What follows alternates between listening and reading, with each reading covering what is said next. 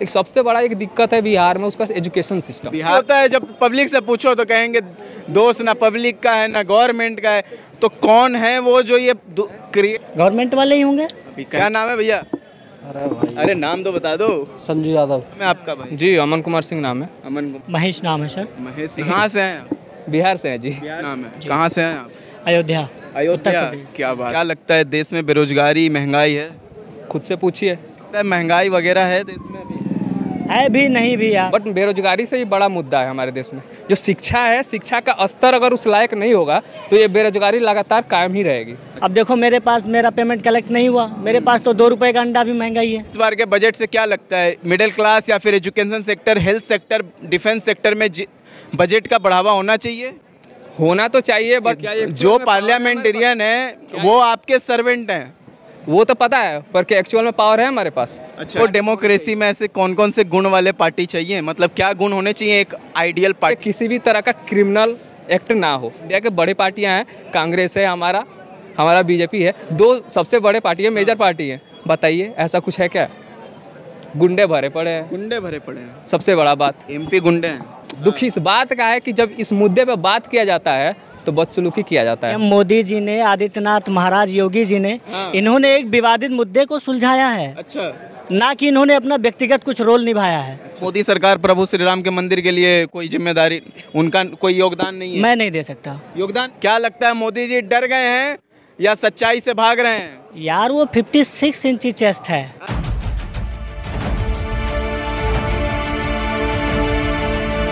नमस्कार, मैं अंकित शर्मा, आप देख रहे हैं प्रचंड न्यूज़। देखिए इस वक्त मैं मौजूद हूँ दिल्ली लाल किला के पास और यहाँ पर तमाम जनता अपने शॉपिंग के लिए कह लीजिए या फिर अपने घरेलू सामान खरीदने के लिए मार्केट में आई हुई हैं। वहाँ पर हम लोग मार्केट में आए हैं और आपको ज़मीनी रिपोर्ट दिखाएंगे कि महंगाई देश में आज है, बेरोजगारी है या भ्रष्टाचार, ये सारे मुद्दे आम जनता, आम पब्लिक से हम जानने की कोशिश करेंगे कि लोगों का इस पर क्या राय है, लोग इस पर क्या कहते हैं। हम उनसे जुड़ने की कोशिश करेंगे। देखिए मोदी सरकार लगातार 2024 की तैयारी में अभी से लगी हुई है। 2023 में राजस्थान, छत्तीसगढ़, मध्य प्रदेश में चुनाव आने वाले हैं। उसके बाद 2024 में मोदी की अग्नि परीक्षा है, मोदी जी की अग्नि परीक्षा होगी जिसमें राहुल गांधी, केजरीवाल, नीतीश कुमार, तमाम ऐसे कंटेंडर या फिर ममता बनर्जी कह लीजिए, सभी लोगों का सपना है कि हम भी प्रधानमंत्री बन जाएं। देखते हैं कि किसका सपना पूरा होगा, किसके सर पर 2024 का ताज चढ़ेगा। यहाँ पर हम लोगों से बात करेंगे कि 2024 में वो किसके साथ जाएंगे, उनके लिए क्या क्या मुद्दे मायने रखेंगे 2024 में, और फरवरी में बजट आने वाला है उस पर मध्यम वर्ग के लिए क्या होगा क्या नहीं होगा। हम लोगों से जुड़ने की कोशिश करते हैं, उनसे बात करते हैं। क्या नाम है भैया? अरे भाई, अरे नाम तो बता दो। संजू यादव। क्या करते हो? कुछ नहीं, काम क्या करते हो? स्टडी करता हूँ। स्टडी करते हो यहाँ दिल्ली में? कहाँ से हो आप? यूपी से। यूपी से? यूपी में कौन से जिला से? डिस्ट्रिक्ट संभल। संभल, संभल के हो? अच्छा, क्या लगता है बेरोजगारी है इस देश में? अरे बता दो। क्या नाम है आपका भाई? जी अमन कुमार सिंह नाम है। अमन कुमार सिंह। क्या लगता है देश में बेरोजगारी महंगाई है? खुद से पूछिए, मिल जाएगा, सब कोई जानता है। जैसे देखिए मुझे पता है, लेकिन मैं अपना ओपिनियन अपने चैनल पे अपने तरीके से नहीं रख सकता, मुझे पब्लिक ओपिनियन लेनी है। तो मुझे आप बताइए, आप एक आम नागरिक हैं इस देश के, आप एक युवा हैं, आप बताइए कि इस देश में 2024 में जो इलेक्शन आने वाले हैं उसके लिए युवाओं का मुद्दा क्या रहना चाहिए, जो टीवी पर चल रहे हैं मेन स्ट्रीम मीडिया में, उससे हटके ये चीज़ें हैं। देखिए बेरोजगारी तो एक मुद्दा है ही, बट बेरोजगारी से ही बड़ा मुद्दा है हमारे देश में। जो शिक्षा है, शिक्षा का स्तर अगर उस लायक नहीं होगा तो ये बेरोजगारी लगातार कायम ही रहेगी। अच्छा, ये रहने वाली है। तो बेहतर, जहां हम लोग एक तरफ देख रहे हैं कि बेरोजगारी हम लोग कर रहे हैं, तो एक तरफ हम लोग को इस बात पे भी फोकस करना है कि जो हमारा शिक्षा का स्तर है वो बेहतर हो सके, क्योंकि ये बहुत ज़्यादा मैटर नहीं करेगा अगर हम शिक्षित हो जाएंगे ना, बेरोजगारी हमारे देश में नहीं। अभी आप स्टडी कर रहे हैं, क्या चीज़ का पढ़ाई कर रहे हैं? जी ग्रेजुएशन कर रहे हैं हम। ग्रेजुएशन क्या आर्ट, साइंस, कॉमर्स? जी आर्ट्स से हम। हम कौन से सब्जेक्ट से? हमारी इकोनॉमिक्स है। इकोनॉमिक्स। अरे बहुत बढ़िया, इकोनॉमिक्स। क्या देखिए इकोनॉमिक्स से कर रहे हैं हम, इनसे इकोनॉमिक्स पे अगले महीने फरवरी में बजट आने वाला है। फरवरी में बजट आने वाला है। पिछला बजट मिडिल क्लास के लिए कहा गया था कि नहीं है, उनके लिए हिसाब से नहीं था। इस बार के बजट से क्या लगता है, मिडिल क्लास या फिर education sector, health sector, defence sector में बजट का बढ़ावा होना चाहिए? होना तो चाहिए, बट हम क्या उम्मीद ही लगा सकते हैं, क्योंकि हमारा उसमें कुछ है नहीं। वो आएगा। देखिए कॉमन, आप दुनिया के सबसे बड़े डेमोक्रेसी में रहते हैं, कॉमन पीपल के हाथ में पावर है, आप इस चीज़ को कभी मत भूलिए। हमारे पास दोस्त पार्लियामेंट, देखिए जो पार्लियामेंटेरियन है वो आपके सर्वेंट हैं। वो तो पता है, पर क्या एक्चुअल में पावर है हमारे पास? अच्छा, नहीं है। मैं वो पूछना चाहता हूँ, एक्चुअल में क्या हमारे पास पावर है? अच्छा, नहीं है। नहीं है। एक्चुअल में पावर है ही नहीं, हमें दिया गया है, बट हमारे पास एक्चुअल पर हम क्या करते हैं, हमको क्या चाहिए उस हिसाब से हम किसी एक मुद्दे पे फोकस करते हैं। अच्छा, हमको क्या चाहिए उस हिसाब से चूज करना पड़ता है। कोई भी एक आइडियल बता दीजिए आप पार्टी, जिसमें सारे गुण मौजूद हो, जो एक डेमोक्रेसी में एक आइडियल। आपको डेमोक्रेसी में ऐसे कौन कौन से गुण वाले पार्टी चाहिए, मतलब क्या गुण होने चाहिए एक आइडियल पार्टी में? सबसे पहले तो उनके जितने भी मेंबर्स हैं उन पे किसी भी तरह का क्रिमिनल एक्ट ना हो। अच्छा, आप बताइए कोई ऐसा पार्टी जो इस तरह से रहित हो। इंडिया के बड़े पार्टियां हैं, कांग्रेस है, हमारा बीजेपी है, दो सबसे बड़े पार्टी है, मेजर पार्टी है। बताइए ऐसा कुछ है क्या? दोनों ही पार्टी का बात कर रहे हैं। अच्छा, नहीं है, गुंडे भरे पड़े हैं। गुंडे भरे पड़े हैं, सबसे बड़ा बात। एमपी गुंडे हैं। एमपी गुंडे नहीं कह रहे हैं, भरे पड़े हैं। हम सबको कैसे कह सकते हैं? हाँ। सबको तो कुछ नहीं कह सकते, बट ये है, ये बहुत बड़ा मैटर है। फाइनेंस मिनिस्टर निर्मला सीतारमण के ऊपर आप एक युवा क्या सोचता है? नहीं, एक युवा के तौर पर हमको लगता है निर्मला सीतारमण जी अच्छा काम कर रही है। मतलब उनकी बातें भी लगती है, उनकी सोच भी लगता है। ऐसा कुछ उन पे एलिगेशन भी अभी तक नहीं लगा है जिससे हम कुछ कह सकते हैं। और हम जनरल सी बात है, हम उतना ज़्यादा यूपीएससी का तैयारी करते हैं क्या? नहीं जी, नहीं, एसएससी क्या चीज़ का तैयारी? कुछ भी नहीं कर रहे हैं जी, नॉर्मल से ग्रेजुएशन ही कर रहे हैं। छुपा रहे हैं? नहीं नहीं, कहाँ से हैं? बिहार से हैं जी। बिहार कौन से जिला से हैं? हम भी जी बिहार से हैं। गोपालगंज से हैं। गोपालगंज से हैं, हम पटना से हुए हैं। अच्छा, अच्छा, पटना में भी रहे हैं हम। पटना में रहे हैं। अच्छा, मेरा एक सवाल था आपसे, एक बिहारी होने के नाते, बिहार राज्य आज भारत के अन्य जितने 28 में से 27 राज्य हैं, कहीं ना कहीं बहुत आगे जा रहे हैं। बिहार अभी भी वहीं का वहीं खड़ा है। बिहार के लिए एक बिहारी जो दिल्ली में पढ़ाई कर रहा है, वो क्या कहना चाह रहा है? ये कहना बिल्कुल गलत है कि बिहार वहीं का वही है। हो रहा है, बट जिस हिसाब से डेवलपमेंट होना चाहिए उस हिसाब से नहीं हो रहा है। ये कहिए, वहीं का वहीं तो नहीं है। पहले बहुत सारी चीज़ें, आप पटना में रहते हैं, आपको भी खुद पता होगा पटना में पहले क्या चीज़ें थी क्या नहीं है। फ्लाई पटना में ओवर रहे, नहीं फ्लाईओवर की तो बात है, वो बेहतरीन बात आप कर रहे हैं। एक सबसे बड़ा एक दिक्कत है बिहार में, उसका एजुकेशन सिस्टम। बिहार, मैं वही, मेरा अगला प्रश्न यही था आपसे, बिहार का एजुकेशन सिस्टम। देखिए कि पटना यूनिवर्सिटी हो, मगध यूनिवर्सिटी हो, वीर कुंवर सिंह यूनिवर्सिटी हो, भागलपुर, 3 साल का डिग्री 5 साल में चल रहा है, प्रोफेसर टेंडर पे हैं। दुख इस बात का नहीं है कि 3 साल का डिग्री 5 साल में चल रहा है। दुख इस बात का है कि जब इस मुद्दे पे बात किया जाता है तो बदसलूकी किया जाता है। मनीष कश्यप को आप जानते होंगे, बहुत अच्छे उनका रिपोर्टिंग देख रहे होंगे आप जी। तो उनका पूरा दुनिया देखता है उनका। लेकिन एक बहुत दुख की बात है, अभी जेपी यूनिवर्सिटी में जब वो गए थे, वहाँ पे क्वेश्चन कुछ पूछना चाहे वो अधिकारियों से, तो उनको धक्का वगैरह दिया गया था, उनको बाहर निकाल दिया गया था ज़बरदस्ती। ये मनीष कश्यप हो या चाहे हमारे जैसे, मैं उनसे मिला भी हूँ, मेरे बहुत अच्छे उनसे रिश्ते भी हैं। मनीष कश्यप हो चाहे हम जैसे जितने भी पत्रकार हों जो यूट्यूब पर अपना काम कर रहे हैं, आपको क्या लगता है हम जैसे लोग अगर मिलकर जुड़कर, अगर हम जैसे आप एक युवा हैं, बिहारी हैं, बिहार को आगे बढ़ाना है, किस ढंग से बढ़ा सकते हैं? हम ढंग से बढ़ा तो सकते हैं। सबसे पहले तो हमको काम, मतलब इतना कॉम्प्लेक्स चीज़ हो गया ये, हमको ये कुछ गलती कोई 1-2 जगह नहीं है, पूरा सिस्टम ही गलत है। अच्छा, हमको शुरुआत तो एकदम नीचे से करना होगा। जहाँ तक वो रूट कॉज क्या है? रूट कॉज बता रहे हैं, हाँ। आप सुनिए। हाँ, आराम से बोलिए, कोई दिक्कत नहीं है। हम एक गांव से बिलोंग करते हैं। हाँ, बिल्कुल। और हमको पता है गांव की राजनीति में क्या होती है जी। जात पात, सबसे पहला बात जात पात, और फिर आ जाता है पैसा। पैसा, मुर्गा भात। एक नॉर्मल सा एक मुखिया का चुनाव होता है, 1-1 महीने तक उनका खर्चा लगातार रोज पार्टी चलता है, रोज 200-400 लोग खाते हैं गांव के, खाने पे वोट दिया जा रहा है। क्या कहा जाए, बिहार इतना कमजोर है क्या? खाने के लायक पैसे नहीं हमारे पास है, पर हमारा जो मेंटलिटी है ना, सोच है जो हमारी, इस तरह का है।